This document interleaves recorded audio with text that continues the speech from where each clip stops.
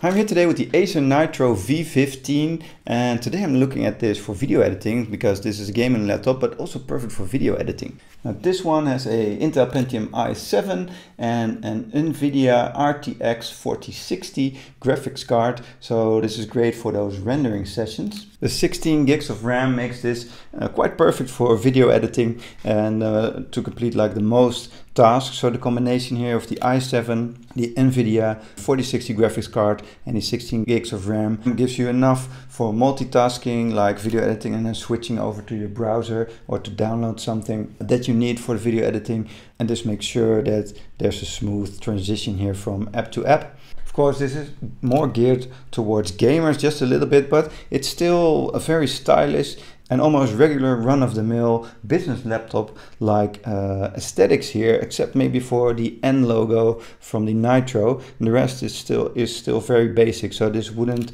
misstand in like a business situation as well, where you can use this, and especially for video editing, of course, where you can just be a little creative. So this is a laptop with a lot of possibilities here.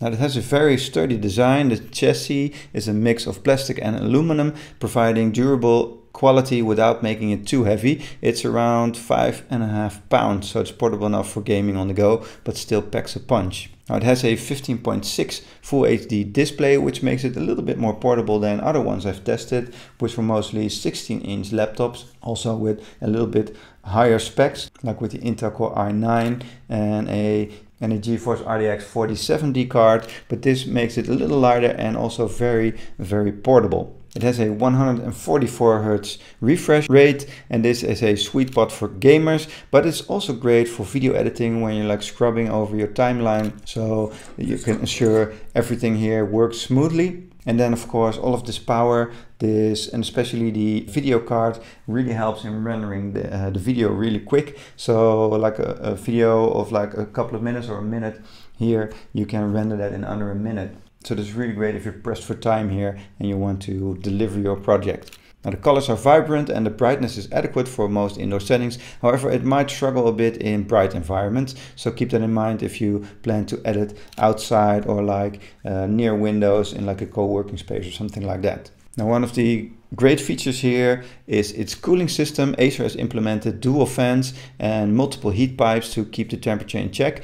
Now during my test editing here, the CPU temperatures averaged around 75 degrees and the GPU stayed at a cool 70 degrees. The fans do get loud under load, but they effectively keep the system cool. So they can be quite loud because of this system, and sometimes that can be a little bit hard when editing and you also want to record some voiceover, which I do because I edit my own videos. You might not have that problem, but I certainly do.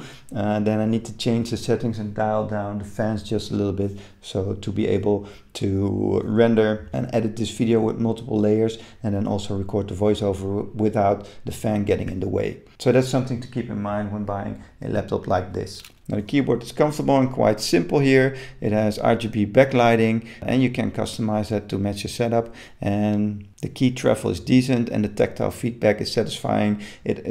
Everything is a little bit cheaper than some of the other models I've tried, and you can really experience that in the keyboard, in how it feels, how the tactile function is, but also in the trackpad. Now the port selection is excellent with multiple USB-A and USB-C ports, so you can also use those legacy devices, which I'm using a lot, like with cameras or other recording gear, so I don't have to use a lot of extra cables here to connect them. You also have HDMI and Ethernet and a headphone jack, so you can use all the peripherals you need right here. Now the battery life is always a concern when you're editing on the go. You can expect around 4 to 5 hours of casual use, just a little bit less when you're editing. So the battery life isn't great, but the power brick is one of the smallest I've seen, so that's also pretty light. So put this together, the laptop with the smaller power brick, and you can easily take this both with you. So you only have to make sure that you have a power outlet when you're editing on the go. Now the speakers are decent but not exceptional. They are tuned mostly for mid and high frequencies, which means the bass is lacking just a bit. Now for the best audio experience, especially when you're editing like music or other stuff, I recommend using a good pair of headphones or even some balanced speakers like the PreSonus ones, so you can really listen to all of the audio spectrum when editing. So what's the verdict? The Acer Nitro V15, especially with this setup with the Intel i7 and the GeForce RTX, offers excellent editing performance at a reasonable price. Now, it's not the most portable or the quietest, but it's still very, very portable, and it delivers where it counts. Raw editing power and, well, just a perfect full HD display here.